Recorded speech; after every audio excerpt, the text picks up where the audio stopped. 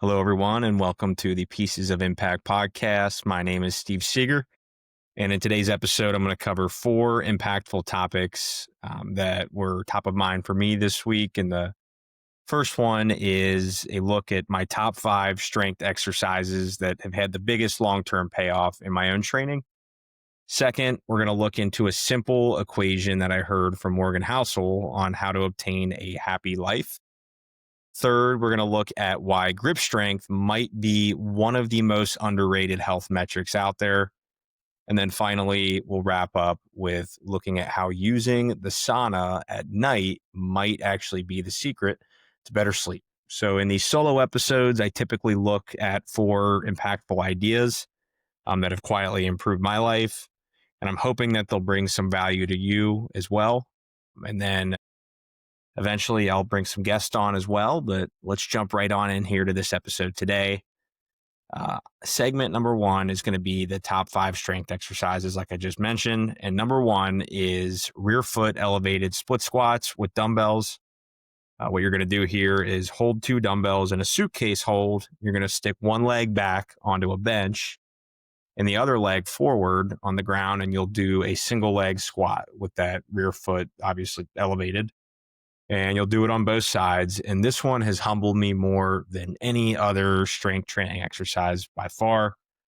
For those that know, they're rough. And I mean, they're not super fancy or extreme.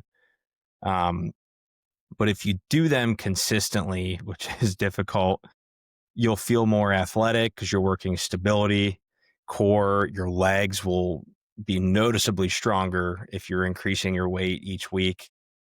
But this one is a kick in the ass, and it definitely is worth it if you can get yourself to do it consistently. I think the common theme for some of these in strength training, that is, do the things that are the hardest. Those are often the things or the exercises that reap the most rewards. I think it's no different than anything in life. Just do hard things. But number two is incline dumbbell bench press. And this one is great for hitting your upper chest. You'll want to squeeze really tight on the way down. You're using dumbbells again, and it's just really a pressing movement. I don't feel like my joints fight me a whole lot on this, and it feels really good when I'm pinching my chest. So this one's a favorite. I'm okay. I mean, I like barbells. And for those that are unaware, barbells, that's the long bars that you put plates on. And then dumbbells are the smaller little weights that you can hold that are attached by like a metal handle. Barbells do hurt my shoulders sometimes a little more than dumbbells. And I like the dumbbells because they kind of force me to have a tight core and actually train stability too. Because if you drop the dumbbells, it's going to be a bigger problem probably than if you're using a barbell that has some sort of safety mechanism to catch the bar. Um, but it's a good exercise. I'll move to number three now, which is seated dumbbell overhead press. So it's a very similar movement to the last one, except you're just sitting upright and you're going to push right over your head with dumbbells again. It works your shoulders. If you're doing it right, you should be squeezing your core. You'll also work your upper back a little bit. And every time I stay consistent with it, I really feel like it's an easier one to increase your strength on if you're doing it over and over again. And I think some people have a couple exercises that they just are good at naturally. And this is one of those for me. And for those that have shoulder problems, I get your maybe pushback here, because this is one where I have had a bad shoulder at some point in my life. It was a couple of years ago. And I've since rehabbed it and recovered. But for those that just have that lingering shoulder pain, I know this one is a not fun. So I acknowledge that. But number four is dumbbell lateral raises. Common theme here from a lot of these is I like dumbbells. I prefer them over barbells. And I didn't actually realize that until I sat down to write this out.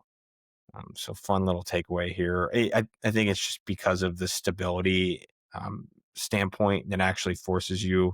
I think that you'll be more athletic, and it's also forcing you to work your core sometimes more, um, depending on how you're training. But I digress. Number four, dumbbell lateral raises. So again, you're holding dumbbells, you're going up on each side. Uh, these might look pretty simple, but they're a movement that I think gives your shoulders a real wide and rounded look. They're also one of those few exercises that is going to target your delts too. Um, I like to do lightweight, slow reps and try to control them as much as possible. And I think that it's an easier one to increase weight on. And the higher you go in weight, your form will suffer. But I've sometimes mixed in very heavy days where my form's not as good for these, but is what it is. Let's go to number five, which is leg extensions on the machine. So not a dumbbell exercise here, but this is, I think, one of the best tools for strengthening your quads. It's a real burner, and it helps you with knee stability too. And I think there's the mind muscle connection here that some of you might be familiar with, some not. So I'll explain it. It's kind of just that feeling in your head where you can really push your muscle and feel it burning. And I don't have like a scientific definition for it, but there's some exercises where you just feel like you can target and control the weight really well and get that burn, and push your muscle, the specific one that you're targeting, really well. And that's this machine does that for me. And when I include these in my workouts consistently, I feel like my squats and my split squats feel stronger too. So the main takeaway here is that you don't need a fancy list of a ton of exercises to really um, have a have results in a workout plan. You just need to pick a couple, do them consistently, track your weights, continue to improve each week on how much you're lifting. And I think you'll get the same amount, probably, if not more results, and just make it easier on yourself. So pick things that you like to do, and it's going to be a lot easier to get into the gym and actually train when you're there. All right, let's jump to segment number two, which is the formula that I heard from Morgan Housel in his new book, The Art of Spending Money. It's that independence plus purpose equals a happy life. Independence, again, is the freedom to do what you want, obviously, and purpose is having something meaningful to do with that freedom and that time. And I think when you only have one of these, you really do feel it. So if you have independence without purpose, life kind of feels a little empty. You have the time, you have the space, but I don't think there's anything really anchoring you. And on the other hand, if you're overloaded with purpose, but you don't have any independence, you kind of feel trapped and you wake up every day with responsibilities and goals, but you don't have any breathing room. And I think that's kind of burnout, to define it. And I think that what Morgan was trying to say in his book is that the magic happens when you have those two things overlapping, when you get to spend your time working on something that you truly do care about. It's something that you feel is aligned with who you want to become. And then you have enough independence on top of that to do it on your own terms. And that line really hit me because I think it explained a feeling that I've had for several years without actually knowing how to articulate it. Every time I've felt the happiest, it's when these two things are lining up with one another. So working hard towards something meaningful, but still having flexibility and ownership over your time, your routine, and the direction that you're moving in, was impactful to me. It explained the frustration that I've had, I think, in certain seasons of life. And anytime one side of the equation is getting out of balance, you'll start to feel it. So the line that he included there, I look at a daily goal sheet where I read my goals in the morning first thing, and I put this at the top of it because I think it's that impactful and a good thing to remember.